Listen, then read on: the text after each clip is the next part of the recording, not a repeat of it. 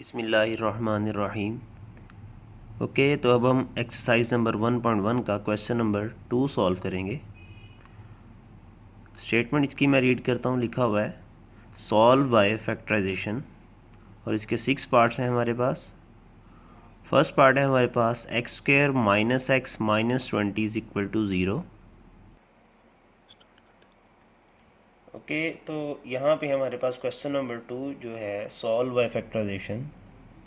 अच्छा, यहाँ मैं बताता चलूँ कि हम इस फैक्टराइजेशन को मिड टर्म ब्रेकिंग भी कहते हैं।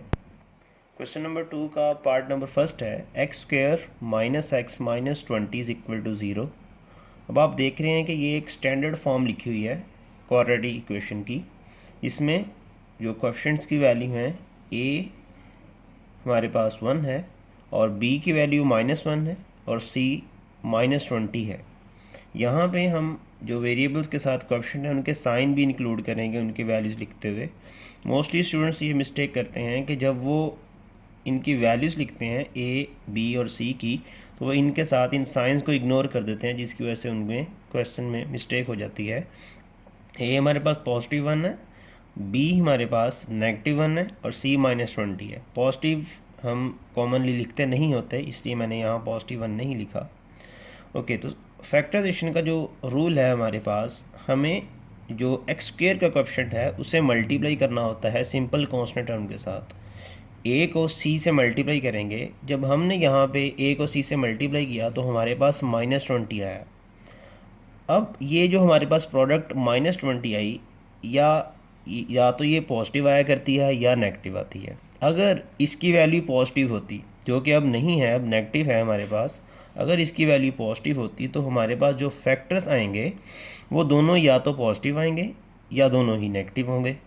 लेकिन हमारे पास इस वक्त जो प्रोडक्ट की वैल्यू ए सी की जो वैल्यू है वो नेगेटिव है, इसलिए हमारे पास जो दो फैक्टर्स आएंगे वो एक पॉजिटिव होगा और एक नेगेटिव होगा। और ये डिपेंड करता है जो हमारे पास सेंटर वाली टर्म का साइन है, जो बी की जो वैल्यू है उसका जो साइन है उसके ऊपर, कि हमारे दोनों फैक्टर्स में से जो बड़ा नंबर होगा उसको हम ये वाला साइन असाइन करेंगे।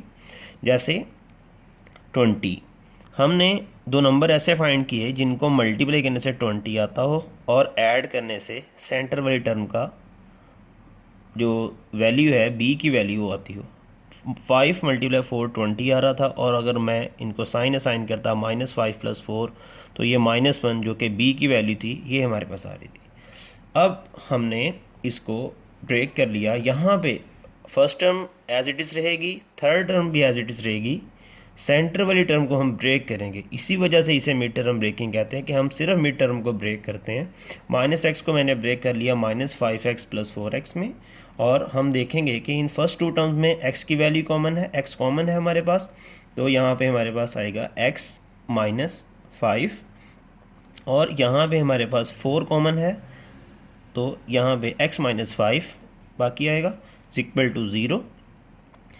यहाँ पे इस स्टेप पे आपको एक चीज़ यहाँ पे देखते हुए पता चल जाएगी कि हमारा हम क्वेश्चन बिल्कुल सही कर रहे हैं कि ये फैक्टर और ये दोनों फैक्टर, ये दोनों की वैल्यू सेम आएगी। अगर आपके पास सेम नहीं आ रही तो आप ये समझ सकते हैं कि आपकी जो कैलकुलेशन है, जो आपने फैक्टर्स बनाया है, यहाँ पे कहीं मिस्टेक है। अब हम देखते हैं कि इन दोनों में से x -5 हमारे पास कॉमन है और x + 4 इक्वल टू 0। दो टर्म्स जब मल्टीप्लाई होकर 0 देती हैं तो उसमें से दोनों में से कोई ना कोई एक तो 0 होती है। x -5 को भी 0 के इक्वल रख लेंगे, x + 4 को 0 के इक्वल रख लेंगे, और ये जो -5 है इसको जब हम शिफ्ट करेंगे राइट साइड पे, 0 + 5 x इक्वल टू 5, और इस 4 को जब शिफ्ट करेंगे 0 - 4, और ये हमारे पास -4 वैल्यू आएगी। हम देखते हैं कि हमारे पास x की दो वैल्यूज आ चुकी हैं, 5 एंड -4। यही हमारा सोल्यूशन सेट है। हम इसको एक सेट बना के लिख देंगे 5 एंड -4। इसको सोल्यूशन सेट इसलिए कहते हैं कि जब हम इन वैल्यूज़ को इस इक्वेशन में पुट करते हैं तो ये दोनों वैल्यूज़ ही इस इक्वेशन को सेटिस्फाई करती हैं। Thank you.